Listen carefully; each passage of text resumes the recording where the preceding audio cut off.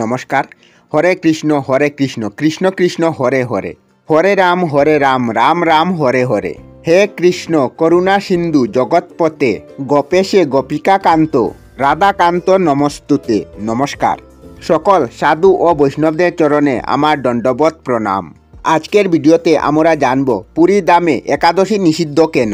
নমস্কার, আমি বিধায়কনাথ আর বিধায়কনাথ বাপ্পা ইউটিউব চ্যানেলে আপনাদের সকলকে স্বাগতম জানাই।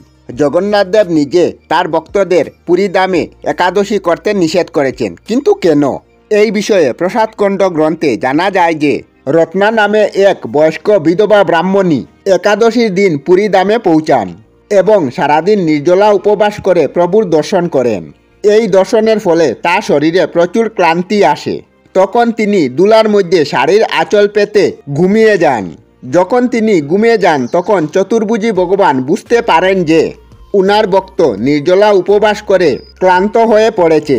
তখন প্রভু জগন্নাথ এক ব্রাহ্মণ বেশে বৃদ্ধা ব্রাহ্মণীর কাছে এসে পৌঁছালেন এবং তাকে বললেন, আপনি জগন্নাথ দেবের দর্শন করেছেন তো?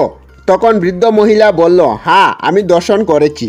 তখন প্রভু বললেন, জগন্নাথ দেবের দর্শন যখন হয়ে গেছে তবে মহাপ্রসাদ গ্রহণ করুন, তবে আপনার দর্শন সার্থক হবে, না হলে কিন্তু নয়। তখন বৃদ্ধা বলল, আজ আমি নির্জলা একাদশী রেখেছি, তাই আমি অন্ন জল গ্রহণ করতে পারবো না, এতে আমার পাপ হবে।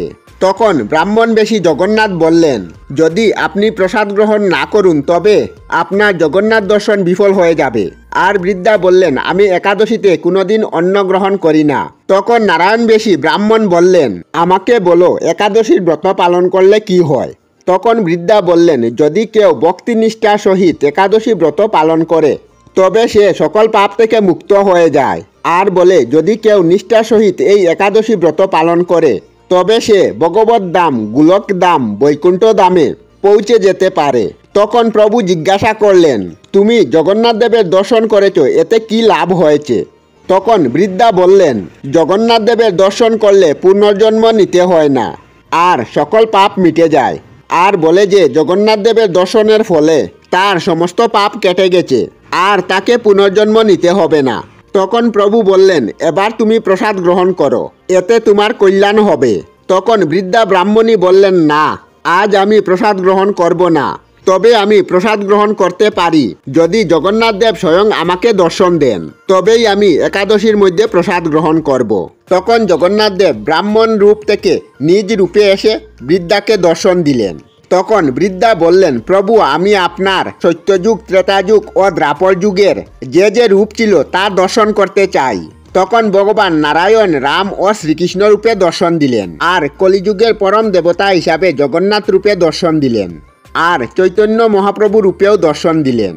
আর বললেন, যদি কেউ পুরী ধামে আসে আমার দর্শন করার পর প্রসাদ গ্রহণ করে তবে তার দর্শন সার্থক হবে। আর শ্রীক্ষেত্রে যারা আসবে তাদের একাদশী রাখার কোনো প্রয়োজন নেই। তাই শ্রীক্ষেত্র গিয়ে প্রভুর দর্শন করে মহাপ্রসাদ গ্রহণ করলে সমস্ত একাদশী পালন হয়ে যাবে। তাই শ্রীক্ষেত্রে গেলে একাদশী পালনের কোনো প্রয়োজন নেই, কারণ জগন্নাথ দেব এটা নিজেই বলেছেন। আর বলেছেন, এই মহাপ্রসাদ গ্রহণ করলে সমস্ত পাপ কাটিয়ে বৈকুণ্ঠ ধামে যেতে পারবে। তাই পুরীতে গেলে সবাই প্রসাদ গ্রহণ করে। আমরা আমাদের চ্যানেলে সব ধরনের ভিডিও আপলোড করি, যেমন ব্লগ, নিউজ, কুকিং ভিডিও, ধার্মিক আলোচনা ইত্যাদি।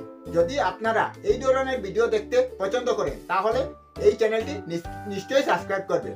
আমি আপনাদের সাথে বিধায়কনাথ আজকের মতো বিদায় নিলাম। আর ভিডিওটি ভালো লাগে লাইক, শেয়ার ও কমেন্ট করবেন।